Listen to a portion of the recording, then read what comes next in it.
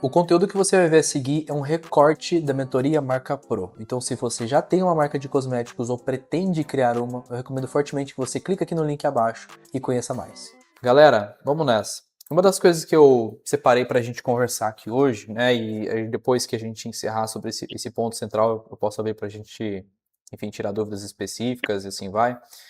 Mas a grande ideia que eu separei para a gente falar aqui hoje são sobre alguns indicadores e métricas que a gente precisa acompanhar aqui no dia a dia de uma marca de cosméticos, né?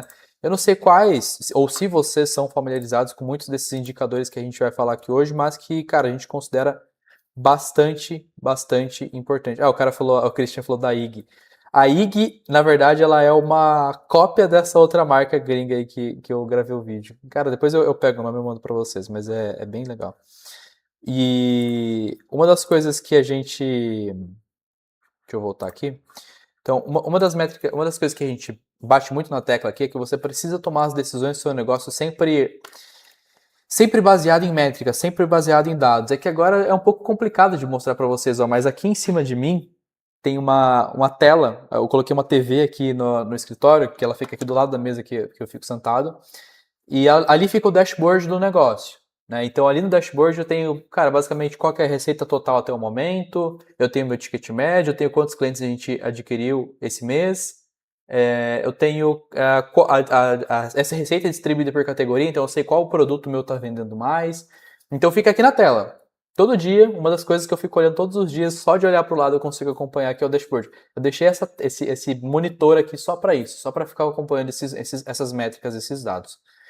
E, cara, eu percebo que tem muita gente que não tem, ou pelo menos não tem tanto essa noção da importância disso, de ter na ponta da língua alguns indicadores. Tem muita coisa que eu realmente acredito que você deveria saber de bate-pronto. Alguns números do seu negócio que você não pode se dar o luxo de não acompanhar. E se você faz isso, muito provavelmente você deve estar perdendo algumas oportunidades, deve não estar olhando para onde você talvez poderia estar otimizando, né? Então, alguns desses indicadores que eu separei, que são baseados em, principalmente, tá, indicadores de marketing. Em marketing, a gente tem alguns indicadores importantes da gente estar sempre acompanhando. Depois, a gente tem alguns indicadores de financeiros, alguns indicadores financeiros que é importante a gente estar sempre acompanhando. E, por fim, alguns outros indicadores atrelados ali ao teu e-commerce, atrelados à operação, enfim, algumas outras coisas bem importantes para a gente estar acompanhando. Eu quero pontuar cada um dessas métricas com vocês, o que elas representam, como calcula elas e por que isso deveria ser importante para o negócio, por que você deveria ter isso na ponta da língua. Fechou? Vamos nessa? Manda um... Deixa eu ver aqui quem está aqui agora com a gente. Eu vou deixar vocês aqui de lado, ó, só para eu poder... Ah, a Alessandra aí também tá com a gente, boa. Ó, boa noite a todos, tá? Deixa eu começar bem agora. Então, pessoal, vamos lá. Quero começar a passar isso para vocês e no final a gente tira algumas dúvidas aí sobre os negócios de vocês e assim vai. Então, primeiro ponto, tá? Indicadores de marketing, né? Quais indicadores, quais métricas a gente deveria estar acompanhando diariamente aí que são associados ao marketing do teu negócio?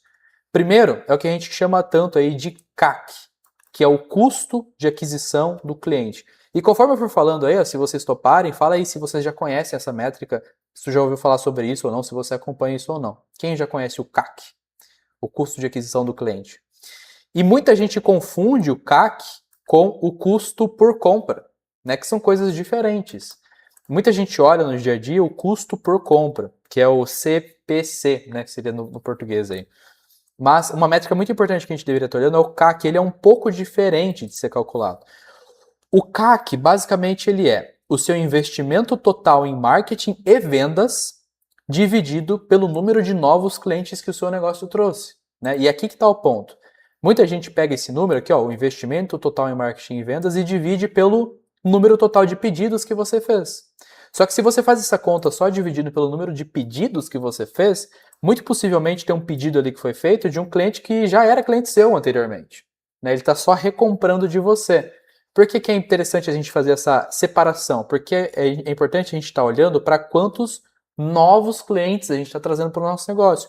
Porque eventualmente esse novo cliente ele tem um fluxo de compra que ele pode recomprar, recomprar e recomprar. Então se a gente não separa se aquele é um cliente novo ou se ele é um cliente antigo que já estava na nossa base, a gente não consegue entender de fato qual é o nosso CAC, o quanto a gente está pagando para trazer um cliente novo. É interessante até porque tem negócios que tem uma recompra muito grande, eventualmente o seu cliente ele recompra de você muitas vezes, e se você não faz essa separação, às vezes você está gastando em tráfego para trazer um cliente que já era cliente seu. Talvez você nem precisaria estar gastando em tráfego para trazer aquele cara, né?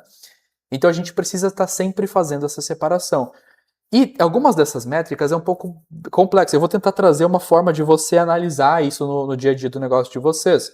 Mas uma das formas de vocês fazerem isso, fazer essa análise aqui do CAC, é quem já usa ERP, por exemplo, deve ter percebido no Bling ou no Tiny, eles colocam um selinho ali que é se aquele é um cliente novo ou não. Quem já viu isso? No Tiny tem aquilo, no Olist, no caso, ele tem esse recurso bem nítido, assim, que é a primeira compra do cliente ali, sabe? Então, é uma das formas de você olhar e você consegue fazer essa exportação ali através do Olist. Você vai olhar lá, cara, quantos clientes novos eu trouxe esse mês, quantos primeiros pedidos eu fiz esse mês, e aí você soma tudo que você gastou com tráfego, e aí não é só tráfego, porque às vezes a galera quer fazer essa conta também só olhando para tráfego, e não é só tráfego. Você tem que somar nessa conta aqui o seu investimento total em marketing e vendas, né? Então você tem que somar, cara, tudo que você gastou com tráfego pago, com o time que opera o teu tráfego pago, eventualmente o seu gestor ou a sua agência. Você tem que somar o custo do seu time de vendas, eventualmente. Se o seu time de vendas também faz vendas, né? Se você tem um time de vendas ali que talvez recupera carrinho, uma pessoa que é dedicada para isso é somado ao seu investimento total de marketing, na sua força de vendas. Então você vai somar todas as suas despesas que estão associadas às despesas de vendas, a custo relacionado ali, que tem o objetivo de trazer venda para o teu negócio, e dividir isso pelo número total de novos clientes que você trouxe naquele período, normalmente naquele mês, tá? Primeiro, né, por que isso é importante? Isso vai te evitar crescer de forma descontrolada, sem saber se você está trazendo cliente novo ou não, são só recompras, e mostra se principalmente sua operação é sustentável. Lembra que eu falei que eu tenho um dashboard aqui do meu lado? Depois eu até posso compartilhar uma parte dele com vocês. Mas eu olho, inclusive, da minha receita que aconteceu nesse mês, quantas delas vieram de novos clientes e quanto da minha receita veio de clientes que estão recomprando de mim.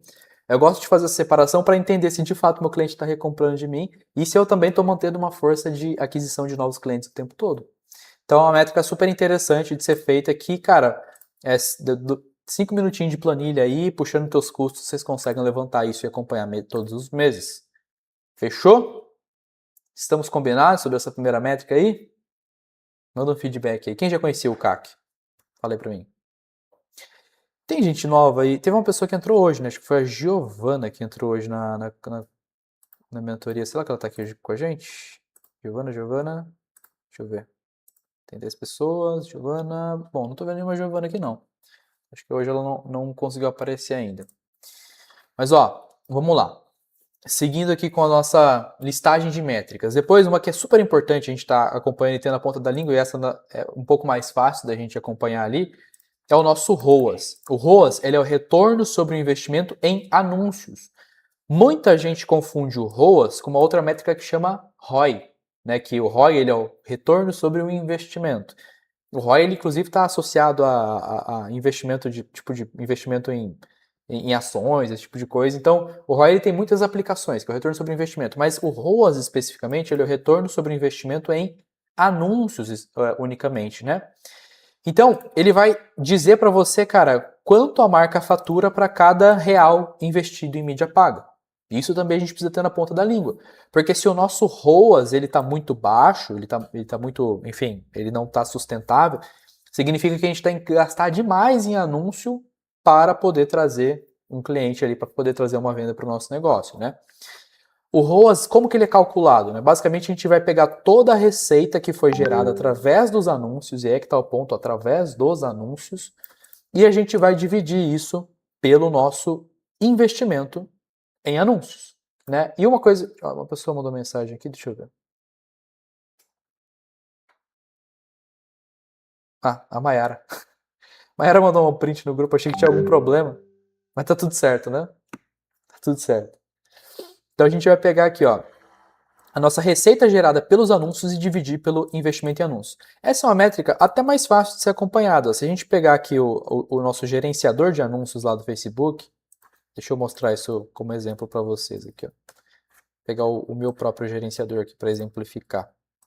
Mas se a gente pegar um gerenciador de anúncios aqui do Facebook, e se a gente tem tudo configurado bonitinho aqui dentro do gerenciador, o nosso pixel funcionando para rastrear ali as vendas, etc., o próprio gerenciador calcula isso para nós, né? Ele vai mostrar quanto a gente investiu em anúncio, vai mostrar quanto a gente vendeu através desses anúncios e vai calcular para nós no final um ROAS. Ó. No caso aqui, o meu ROAS ele está péssimo. Eu estou com um retorno sobre investimento aqui de 0,7, 0,6, né? Mas que para mim está super aceitável, porque na minha estratégia eu consigo suportar um ROAS negativo, né? Mas a gente é super importante acompanhar isso aqui no dia a dia. E para cada uma dessas métricas, ó, eu trouxe aqui um exemplo, né? Pô, um ROAS 3 significa que, pô, você investiu R$ 1 em anúncio e você voltou 3 em vendas, 3 em faturamento. Se você tivesse investido R$ 1.000 em anúncios, você teria vendido R$ 3.000 em faturamento, mantendo essa mesma lógica aqui do ROAS 3. O que a gente quer, na maioria das vezes? A gente quer um ROAS equilibrado. A gente não quer um ROAS muito baixo, porque significa que a gente não está tendo margem, e a gente também não quer um ROAS muito, muito alto, porque uma coisa que eu aprendi nesse mercado é que sempre que você tem um ROAS muito acima da média, se você tem um ROAS 15, um ROAS 20, significa que você provavelmente está perdendo muita oportunidade, significa que você deveria estar investindo mais. Um ROAS muito alto é só um indicador de que, cara, você deveria espremer, investir mais em anúncios, tem oportunidade aí, investe mais para você vender mais, para você conseguir mais volume, né? E não só um número bonito, um ROAS muito alto, né? A gente vive brincando que, cara, o que você prefere? Você prefere um ROAS 10 investindo R$ 1, ou você prefere um ROAS 2 investindo R$ 1 milhão? Ou seja, você prefere faturar R$ 10 ou você prefere faturar R$ 2 milhões, né? Então a gente precisa sempre ficar atento no qual é, de fato, o nosso objetivo com isso.